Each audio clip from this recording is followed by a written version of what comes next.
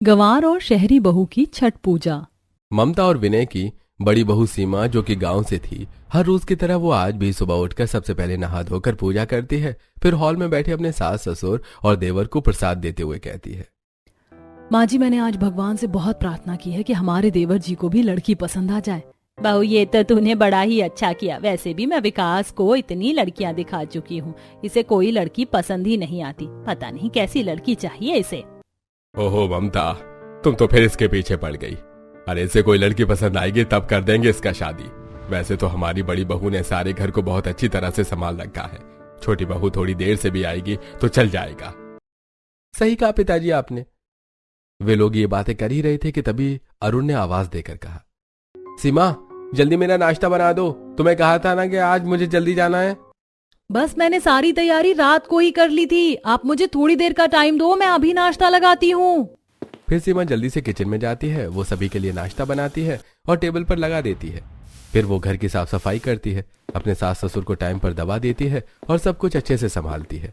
इसी तरह समय बीत रहा था। एक दिन ममता की एक सहेली करुणा उससे मिलने आई, जिससे बैठकर वो बातें करने लगी।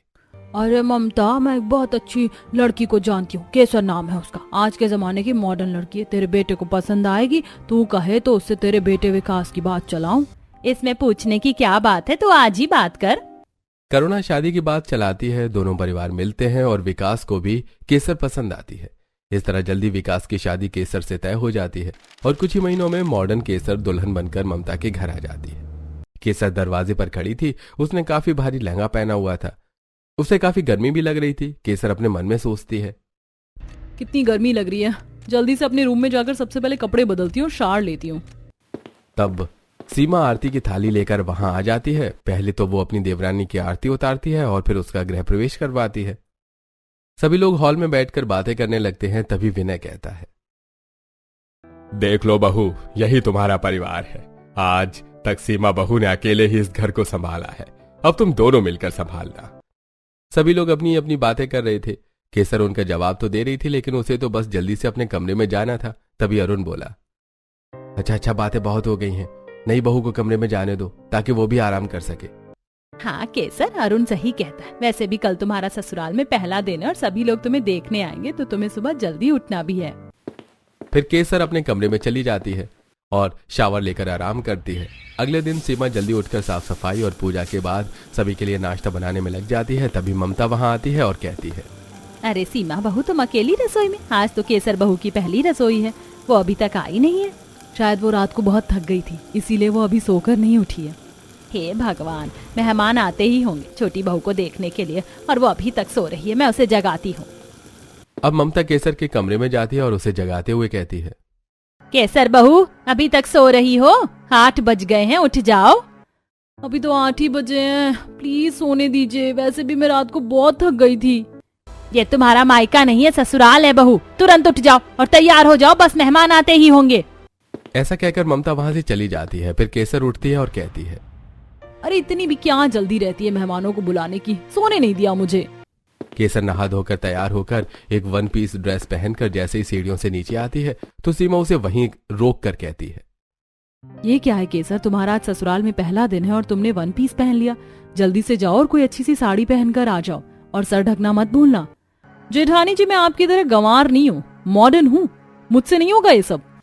पीछे से ममता आती है और उसे सुनाती है। केसर को ममता की बात पसंद तो नहीं आती, लेकिन वो कर भी क्या सकती थी। वो अंदर जाती है और एक अंदर सुंदर सी साड़ी पहनकर बाहर आती है। सभी मेहमान केसर से मिलते हैं और उनकी बहुत तारीफ करते हैं।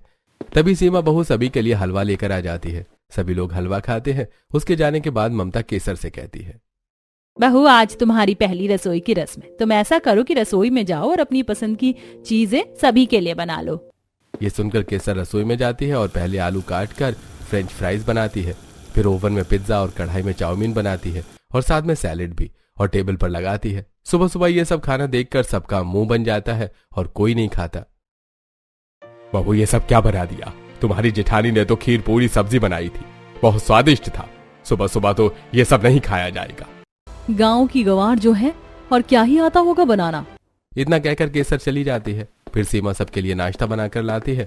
ऐसे कुछ महीने बीतते हैं। एक दिन ममता अपनी दोनों बहुओं से हॉल में बैठा कर कहती है, सीमा और केसर बहू, तुम्हें तो पता है छठ पूजा आ रही है। तुम दोनों बहुओं को पूरे विधि विधान से छठ पूजा करनी है। पता है ना, छठ पूजा में निर्जला व्रत करना पड़ता है। जी माँ जी।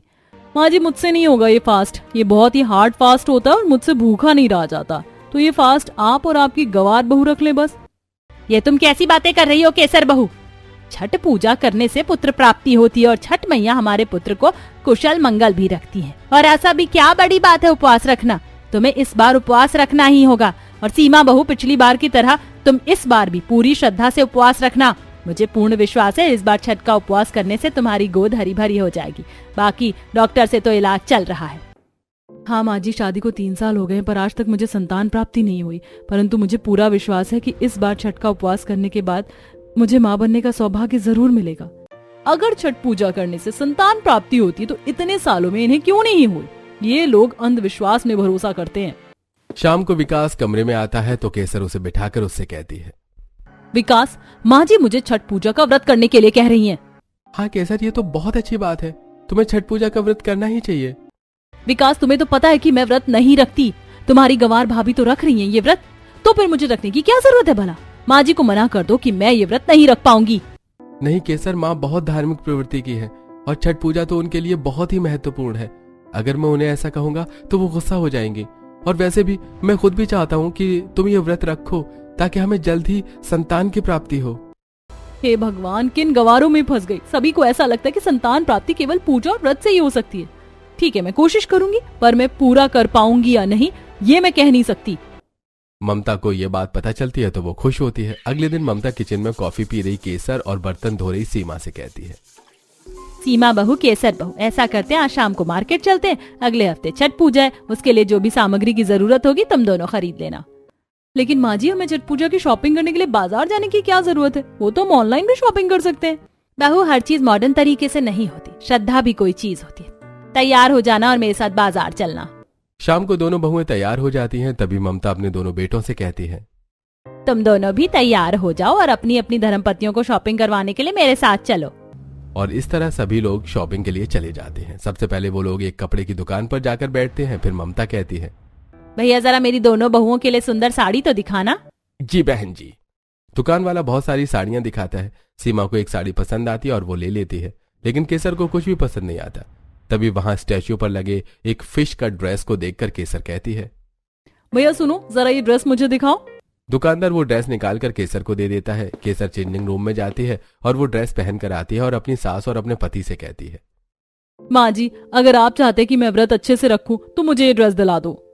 ममता ये सुनकर विकास की तरफ गुस्से से देखती है और विकास केसर से कहता है, केसर, पूजा के लिए इस तरह की साड़ी या ड्रेस नहीं ली जाती है। तुम एक सुंदर सी साड़ी पसंद कर लो। केसर को यह बात अच्छी तो नहीं लगती, लेकिन फिर भी वो चेंजिंग रूम में जाकर ड्रेस चेंज करके आती है और एक साड़ी पसंद कर लेती है। फिर सब लोग उस दुकान पर जाते हैं जहां पर पूजा का सामान मिलता है। ममता कहती है, सीमा, केसर, तुम दोनों पूजा का सारा सामान खरीद लो और ध्यान रहे कुछ छूटना नहीं चाहिए। जी माँ जी, मैं खरीद लेती हूँ।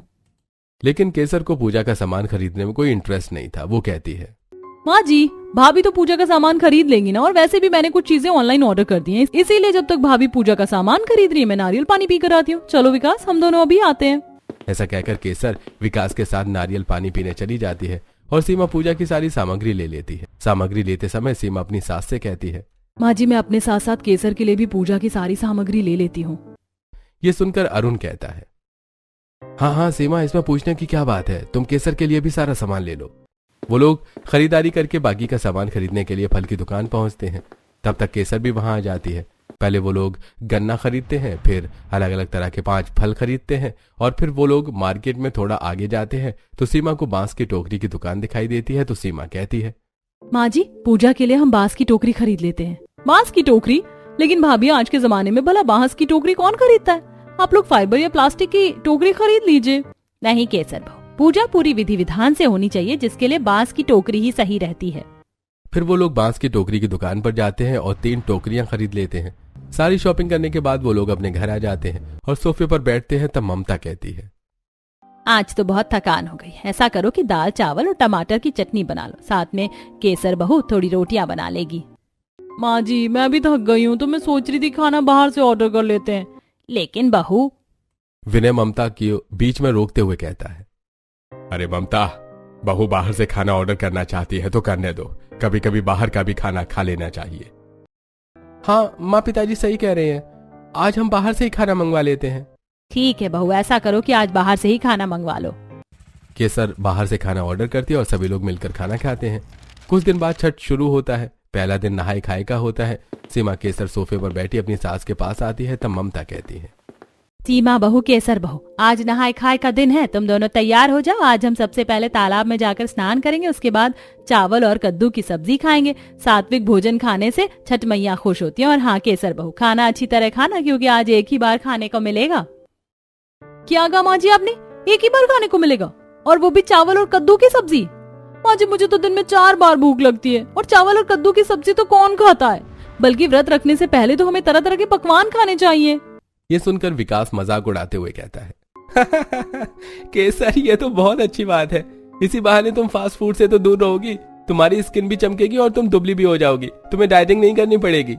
मेरी जान हलक में आ रही है और आपको मजाक की पड़ी है।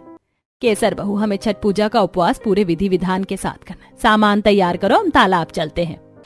ममता अपनी दोनों बहुओं के साथ तालाब पहुंचती है। ममता और सीमा दोनों तालाब में उतरती हैं और नहा धोकर निकल जाती हैं।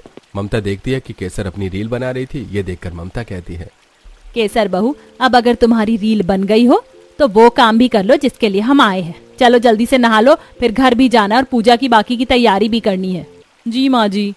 केसर जैसे ही अपना एक पैर पानी में रखती है तो उसे पानी बहुत ठंडा लगता है। केसर कहती है, बाप रे, पानी तो बहुत ठंडा है। माँ जी, मैं इस ठंडे पानी में नहा नहीं सकती, मुझे सर्दी लग जाएगी। आप लोगों ने तो नहा लिया है ना, तो ऐसा करती हूँ कि मैं घर जाकर गर्म पानी का शावर ले लूंगी। नहीं केसर, छठ पूजा के लिए हमें तालाब के ठंडे पानी से ही नहाना पड़ता है। और तुम डरो मत, पानी तब तक ही ठंडा लगेगा जब तक तुम तालाब में उतर नहीं जाती। एक बार तुम तालाब में उतर जाओगी तो पानी ठंडा लगना बंद हो जाएगा। चलो अब जल्दी से नहा लो, बाकी लोग भी तो नहा रहे हैं।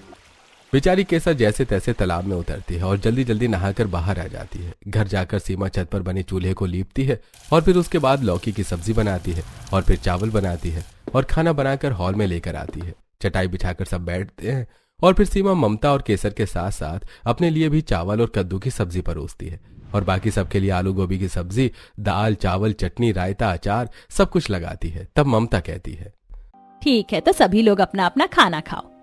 सभी खाना खाने लगते हैं। तभी केसर अपना खाना देखकर कहती है, माँ जी, मुझसे कद्दू की सब्जी और चावल नहीं खाए जाएंगे, मुझे भी आप दाल, चावल और आलू गोभी की सब्जी दीजिए ना। उपवास से पहले सादा खाना ही खाया जाता है, इसीलिए हमें लौकी की सब्जी और चावल ही खाने होंगे। ऐसे कौन से भगवान है भला जो अच्छा खाना खाने से मना करते हैं? अरे केसर, तुम कहो तो मैं तुम्हारे लिए पिज्जा या बर्गर मंगवा दूं। विकास, तू बहू का मजाक क्यों उड़ा रहा है? बहू केवल व्रत के समय की ही तो बात है, खा ले बहू। अब उन लोगों ने खाना खाया और उपवास शुरू कर दिया। दोपहर में केसर को भूख लग रही थी तो वो किचन में जाती है और बिस्किट जैसे ही मुंह में रखती है वैसे ही सीमा वहां आती है और उसके हाथ से बिस्किट छीन लेती है। ये क्या पाप करने जा रही थी तुम? शाम को खाना तो है, ज्यादा मुझे मत सिखाओ, गंवार कहीं की। जहां एक तरफ केसर को उपवास रखने में बहुत दिक्कत हो रही थी तो वहीं दूसरी तरफ सीमा पूरे भक्ति भाव से उपवास रख रही थी। दूसरे दिन दोनों बहू का निर्जला उपवास था। उपवास शुरू होने के अभी कुछ ही घंटे बीते थे तभी केसर विकास से कहती है, ए जी सुनिए ना, आपको तो पता है कि मुझे बहुत भूख लग जाती है, प्लीज माँ जी से छुपकर मेरे लिए बाहर से खाने को ला दीजिए ना। कैसी बातें कर रही हो केसर? उपवास में खाना पीना अलाउ नहीं होता है और इतनी भी क्या बड़ी बात है? तुम ना हर बात को कुछ ज्यादा ही सोच लेती हो। जरा एक बार तुम फास्ट रखकर देखना, पता चल जाएगा। और वैसे भी ये फास्ट सिर्फ औरतों को क्यों रखना पड़ता है? ये तो तुम भगवान से ही पूछना। वैसे भी मुझे नहीं लगता कि तुमसे बात करने का कोई फायदा है, मैं जा रहा हूँ। ऐसा कहकर विकास वहां से चला जाता है। शाम होने वाली थी तभी ममता अपनी दोनों बहुओं से कहती है, सीमा, केसर, तुम दोनों उपवास तोड़ने के लिए गुड़ की खीर और रोटी बना लो। ये सुनकर केसर कहती है, माँ जी, गुड़ की खीर और रोटी? मेरा मतलब कि सारा दिन उपवास रखने के बाद गुड़ की खीर और रोटी कौन खाता है? माँ जी, मुझ पर कुछ तो दया कीजिए, कुछ तो अच्छा खाना बनवा लीजिए, मैं गुड़ की खीर और रोटी बिल्कुल नहीं खाऊंगी।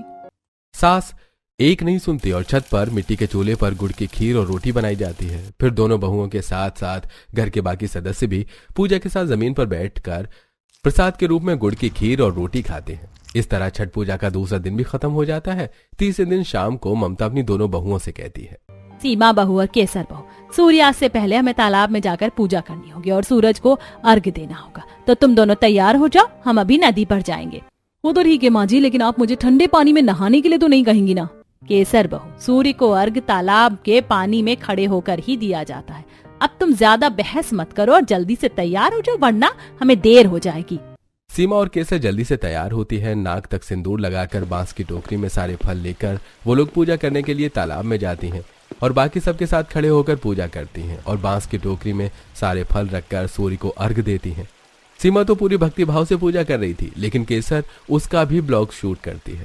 पूजा खत्म होने के बाद वो लोग घर आ जाते हैं और अब बड़ी बहू और सास मिलकर ठेकुआ बनाती है। सास ठेकुआ को शेप देती है और सीमा उन्हें तलती है और ममता केसर को भी बनाने को कहती है। माँ जी, ये गवारू वाला काम आप जेठानी जी से कराओ, मैं अपना मैनिक्योर नहीं खराब करूंगी। इतना कहकर केसर चली जाती है। अब रात को ममता अपनी दोनों बहुओं से कहती है, तुम दोनों जल्दी से सो जाओ, कल सुबह जल्दी उठकर सूरज को अर्घ देने के लिए तालाब पर चलना है कि आखिरी पूजा होती है। जो साड़ी दिलाई थी वही पहनना और पूरा श्रृंगार करना। केसर अपने कमरे में आती है और कपड़े बदलकर बिस्तर पर लेटकर अपने पति से कहती है, मैं तो छठ पूजा से काफी परेशान हो गई हूँ। इतनी सुबह उठकर कौन जाकर तालाब में नहाता है? माँ जी को ये सब नहीं करवाना चाहिए। केसर बस कल की और बात है, सब कुछ विधि विधान से हो जाएगा। केसर को विकास की बात सुनकर बहुत गुस्सा आता है, लेकिन वो कुछ नहीं कहती और चुपचाप सो जाती है।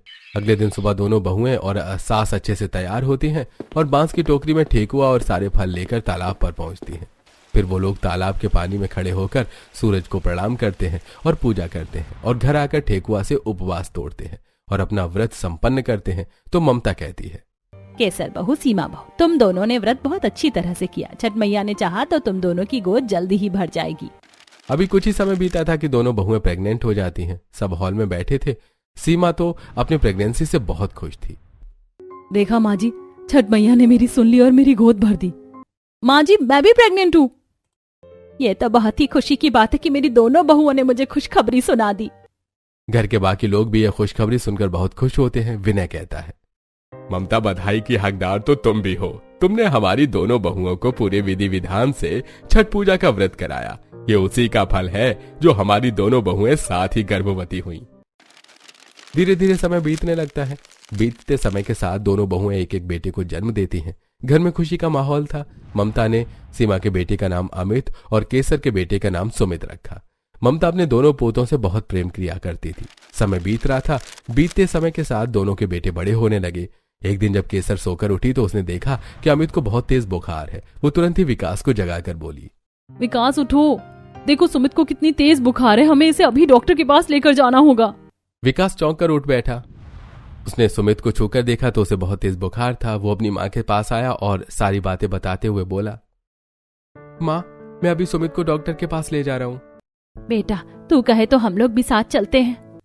नहीं माँ, उसकी कोई जरूरत नहीं है। मैं और केसर उसे अस्पताल ले जाएंगे। अगर जरूरत पड़ी तो मैं आपको फोन कर दूंगा। दोनों सुमित को लेकर अस्पताल पहुंचते हैं। डॉक्टर ने सारे टेस्ट करवाए और फिर उसने दवाइयां दी और वो सुमित को लेकर घर आ गई। दवाइयां खिलाने के बाद भी सुमित का बुखार नहीं उतर रहा था।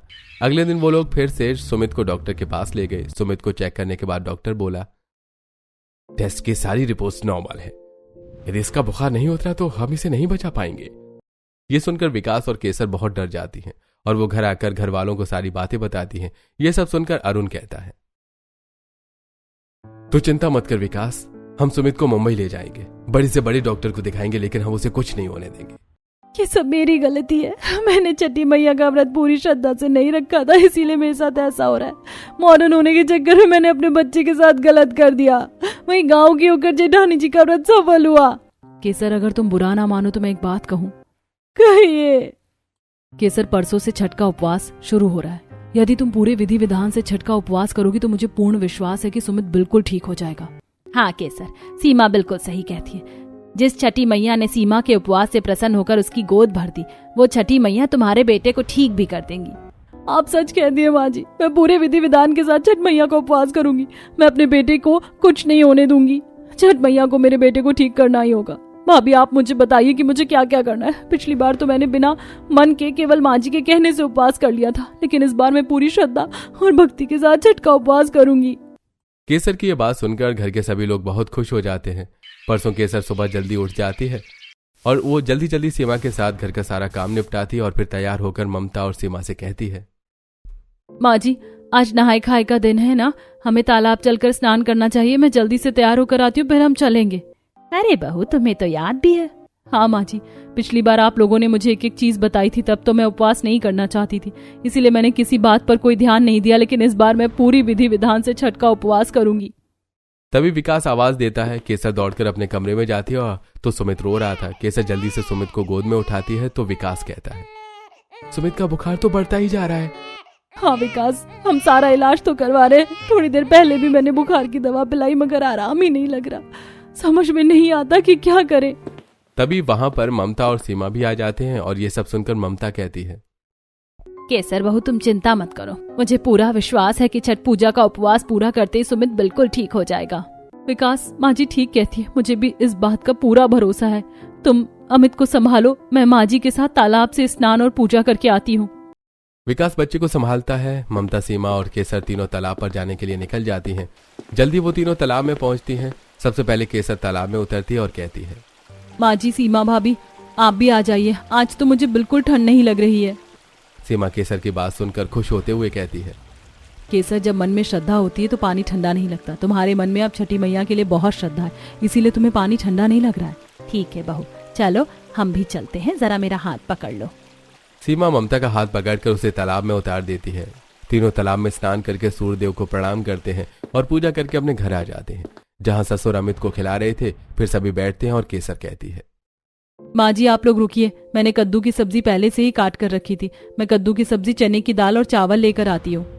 ऐसा कहकर केसर मिट्टी के चूल्हे पर खाना बनाने जाती है। तब विनय कहता है, कितनी समझदार हो गई है ना हमारी बहू, सब कुछ कितने अच्छे से संभाल रही है। हाँ पिताजी, भगवान ने चाहा तो सुमित की तबीयत बिल्कुल ठीक हो जाएगी। तभी विकास भी कमरे से बाहर आया तो ममता ने पूछा, विकास बेटा, अब सुमित कैसा है? बस अभी अभी सोया है। आप लोग अमित को देख लीजिए, जब तक केसर उपवास का खाना बना रही है तब तक मैं आप लोगों के लिए खाना बना देती हूँ। नहीं बहू, आज हमारे लिए कुछ भी अलग खाना मत बनाना। आज हम भी तुम लोगों के साथ वही खाना खाएंगे जो तुम लोग खाओगी। सीमा केसर की मदद करने के लिए छत पर चली जाती है। थोड़ी देर बाद केसर और सीमा कद्दू की सब्जी, चने की दाल और चावल बनाकर ला देती हैं और सभी लोग साथ में जमीन पर बैठकर चावल, कद्दू की सब्जी और चने की दाल खाते हैं। अगले दिन ममता अपनी दोनों बहुओं के साथ निर्जला व्रत रखती है। दोपहर में कुछ न खाने की वजह से केसर को चक्कर आ रहे थे। विकास केसर की गोद से अमित को लेते हुए बोला, केसर तुम ठीक तो हो ना? हाँ विकास, मैं बिल्कुल ठीक हूँ। देखो ना, अमित का बुखार भी कम हो गया है। हाँ केसर, तुम ठीक कहती हो। शाम होते ही केसर मिट्टी के चूल्हे पर गुड़ की खीर और रोटी बनाने के लिए पहुंची। उसने गुड़ की खीर बनाना शुरू किया था। तभी सीमा वहां पर आती है और कहती है, लाओ केसर, मैं भी तुम्हारी मदद करती हूँ। दोनों बहुएं मिलकर गुड़ की खीर और रोटी बनाती हैं। इसी तरह से 3 दिन बीत जाते हैं और आज अंतिम दिन था। सुबह उठकर ममता अपनी दोनों बहुओं के साथ साथ तालाब पर जाती है और तालाब में खड़े होकर उगते हुए सूरज को अर्घ देकर पूजा करती है और अपने व्रत का समापन करती है। फिर अपने घर वापस आ जाती है। तभी विकास कहता है, माँ, केसर सुमित को बहुत तेज बुखार है, हमें उसे तुरंत डॉक्टर के पास ले जाना होगा। घर के सभी लोग मिलकर अमित सुमित को डॉक्टर के पास ले जाते हैं। डॉक्टर सुमित को चेक करता है और उसे कुछ दवाइयां भी देता है। थोड़ी देर में सुमित का बुखार उतर जाता है और वो बिल्कुल ठीक हो जाता है। सुमित को खेलते देखकर घर के सभी लोग बहुत खुश हो जाते हैं। डॉक्टर कहता है, सुमित आश्चर्यजनक तरीके से ठीक हो गया। ऐसा लगता है जैसे कोई करिश्मा हुआ है, लेकिन अब ये बिल्कुल ठीक है और आप इसे घर ले जा सकते हैं। डॉक्टर को भले ही समझ में नहीं आ रहा था, लेकिन परिवार के सभी लोग जानते थे कि ये छठ पूजा का ही फल था कि अमित बिल्कुल ठीक हो गया था। सभी लोग खुशी खुशी घर आ जाते हैं और छठी मैया को धन्यवाद देते हैं।